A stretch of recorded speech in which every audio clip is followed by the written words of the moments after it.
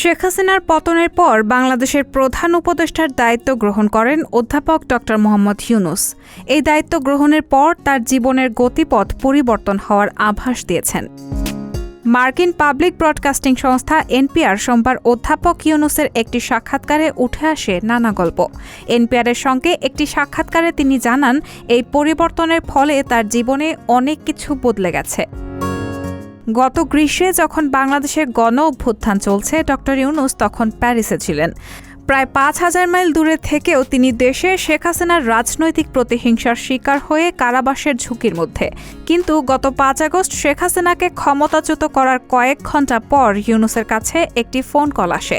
তাকে অন্তর্বর্তী সরকারের প্রধান উপদেষ্টা হিসেবে দায়িত্ব পালন করতে বলা হয়। তিনি গত ২৭ সেপ্টেম্বর নিউ ইয়র্ক সিটিতে এনপিআরের মর্নিং এডিশনে বলেছিলেন, এটি ছিল ঘটনার খুব অদ্ভুত পরিবর্তন।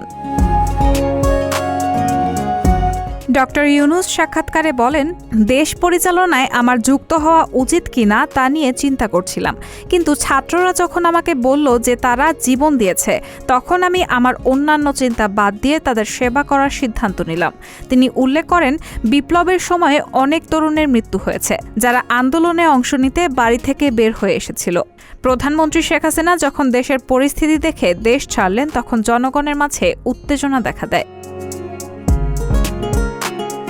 শেখ হাসিনাকে ক্ষমতাচ্যুত করার পর থেকে ২০টিরও বেশি পরিকল্পিত হত্যাকাণ্ডের ঘটনা ঘটেছে। উত্তেজিত জনতার হাতেই হত্যা হয়েছে। কেন এমন হয়েছে? এমন প্রশ্নের উত্তরে ইউনূস বলেন, জনগণ প্রতিশোধের জন্য ক্ষুব্ধ ছিল। তবে আমরা সরকার গঠন করে শান্তি প্রতিষ্ঠার চেষ্টা করছি।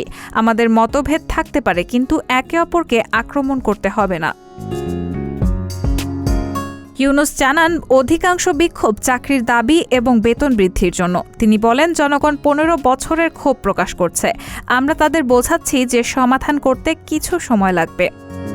নতুন সরকারের দায়িত্ব নেওয়ার সময়কাল নিয়ে তিনি বলেন, জনগণ সময়ের বিষয়ে চিন্তা করছে। কেউ বলছে দ্রুত সিদ্ধান্ত নিতে হবে, আবার কেউ সংস্কার শেষ করতে চাইছেন। তিনি আরও বলেন, আমরা পুরনো অবস্থায় ফিরে যেতে চাই না। এর মানে হলো এত জীবন অকার্যকর হয়ে যাবে। আমাদের নতুন দেশ গড়ার কাজ শুরু করতে হবে।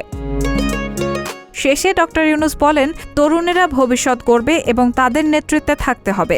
আমি ৮৪ বছর বয়সী, কিন্তু আমি চাই তারা তাদের জীবন দিয়ে দেশের উন্নয়ন ঘটাক। রায়হানা মুন, সবার কথা।